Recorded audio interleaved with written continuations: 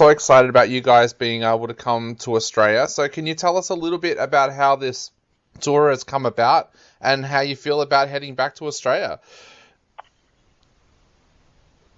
Oh man, we're really excited to be there. First of all, it's been too long, so that's definitely part of it. I mean, that really is all of it. We just haven't been over there for so long. We skipped an entire record cycle, I think, or maybe two. But it's been a while, so new year, new album. It's something we're really excited about.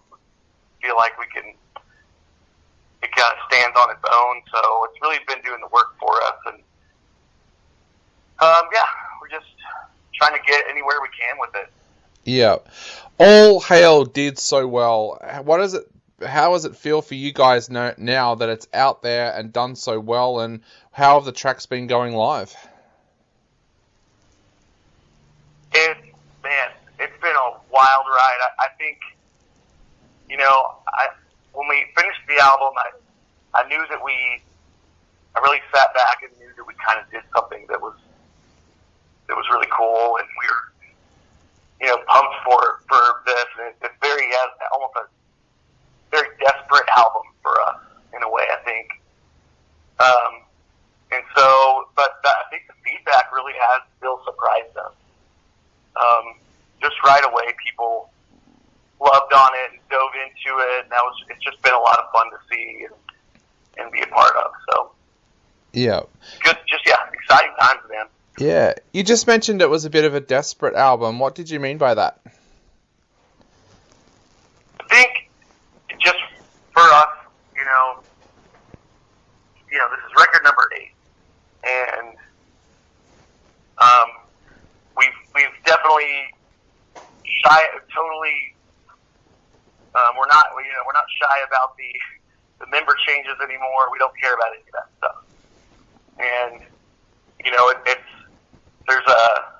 when you deal with member changes and stuff, it does do something to a band, and really, essentially, we were trying to rebrand what kind of project this even is, and it takes a while for that to work. And I think when we went into this album, we knew we had to do something pretty different, because I think we felt like we nailed it with Polar Similar. That was the record that we were trying to make for so many years. And all the atmosphere and all the emotion and feeling that we wanted in the record. So for this, it was, kind of go big or go home kind of thing, I don't know. It's hard to explain, but that's just how it felt. We wanted something that was sonically impactful and emotionally impactful as well. Yeah. It felt like here in Australia that All Hail also attracted a lot more new fans to the band as well. Is that something that you've found right around the world? Oh yeah, for sure. More than I've ever seen with this band is getting, and that's the hardest thing to do, especially for a band like us that's been around for a long time. Everyone's heard the name. It's like, oh yeah, I know what they do. It's like, well, check out what we do now. It's like hard to get that across and still do all the experimenting we want to do without it being so transitional into the next thing. This was really a big stamp for us to say, okay, this is what we do. This is Norma Jean, and it's been really cool to see people jump on and dig the album that weren't there before. Yeah. It's also the first album that Grayson appears on. Tell us a little bit about Grayson and why you felt that he was the right person to join the band. Oh man, it's almost kind of strange because he really just fell in our lap.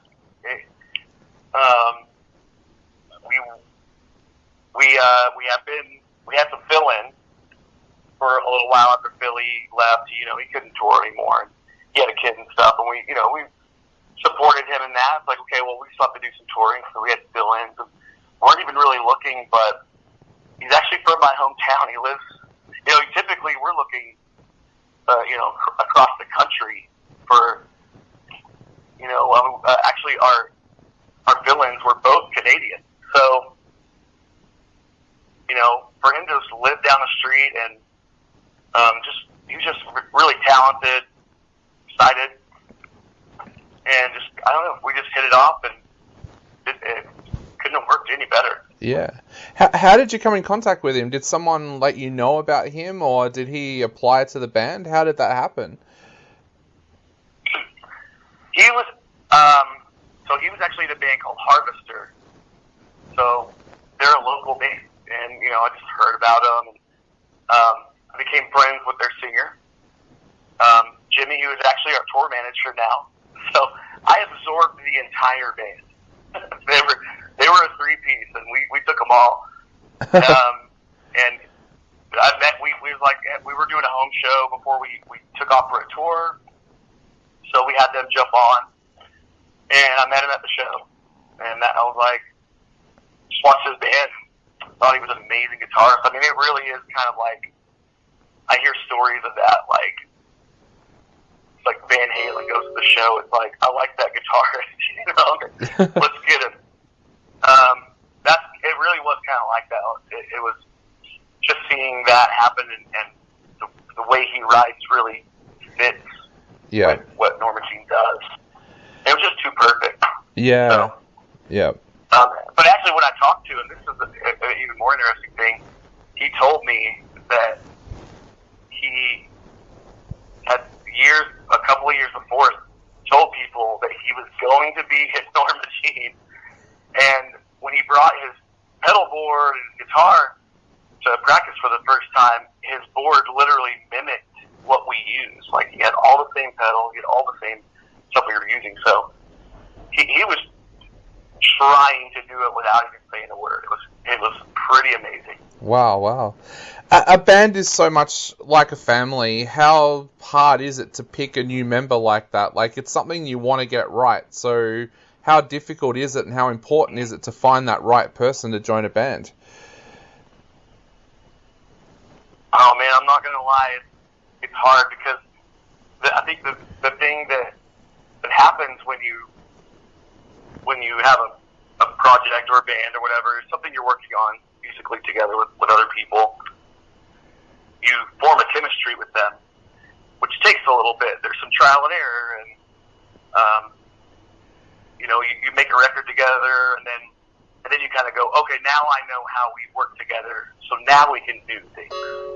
And so you end up making kind of transitional stuff. So yeah, it's not easy. But yeah, we have to be picky about it, and the chemistry and the personality is part of it. Respecting what Norma Jean was the foundation of our music and what we do. It all kind of falls into place, and there's a lot of moving parts with it. Yeah. For someone like Grayson, you just fit the mold. Yeah. So you guys now, you've got 20 years worth of music to choose from when you're doing a tour like this. How difficult is it for you to choose that set list now? Oh man, it's my least favorite thing to do. I can't. It's so hard to pick, because the way we do it is we just go and we'll just go on iTunes or whatever, and like look at the songs. Like, I can't remember every single song, so we're like, oh, this was cool, and you end up picking 4 from each record. It's like, that's too many. There's 8 records. Yep. We're going to play 2 hours. Like, I can't do that. Not in this band. So it's hard for sure. We end up we do a lot of medleys now, and we mix 2 songs together. We try to like fit in as much as we can into the time that we have for every show. So it's hard for sure, man. Yeah. Definitely makes us think about writing new stuff too, and making sure it's like this. there can't be filler here, because it's 30 get hard to do when we're picking those set lists. Yeah. Do you use Spotify or something like that also to try and see what people are listening to in different countries? Because I know here in Australia, for some reason, music fans here will quite often listen to album tracks that weren't even singles. So is that something that you use as well, like Spotify, to try and find out what people listen to in each country? Oh, yes, definitely. And we like that. We do want to play. There are certain songs that we want to showcase here and there, specifically if we put out a new record. And, we're trying to like show a specific side of the band that might not be being seen as much. But also, it's still a rock and roll show. Like people pay their hard-earned money to come see us play, and we like all our songs. So we definitely look at that and try to get as much of that stuff as we can into the set. Yeah. Now you guys are also touring with Cursed Earth. Those guys have become absolutely massive here in Australia. Tell us a little bit about how much you know about those guys and how you feel about hitting the road with them. Yeah, it just kind of fell into place. We've been talking about the tour actually for over a year, and originally we were supposed to be there, closer to around now, but it got too close to it, so we didn't want to, announce the tour and then be there in a month. Yeah. We wanted to give it some time to make sure everyone sees it.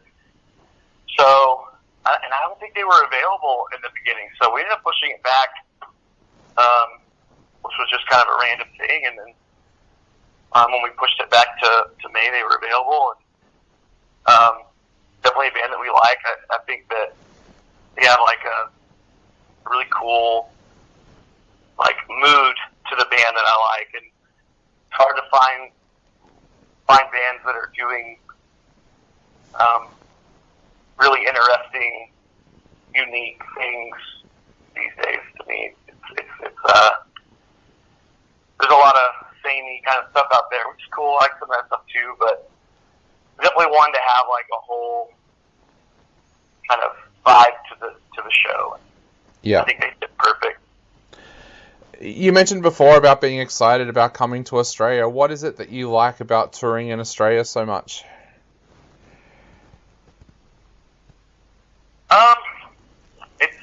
There's so much. It's a beautiful country. I like the food. It's always good hang. I think there's this kind of like, just kind of this wild rock vibe that we really like. And if you tour in the States, you go to somewhere like LA. Not only there's a show the next day and there's a show the day before you. But actually in LA there's like 5 shows that day. So it's like you're nothing new. Yeah. So there's kind of like a cool thing about we don't get the chance to go over there as much. So when we do, it's always really exciting and there's lots of energy and stuff. So if we could be over there more, we would. Yeah.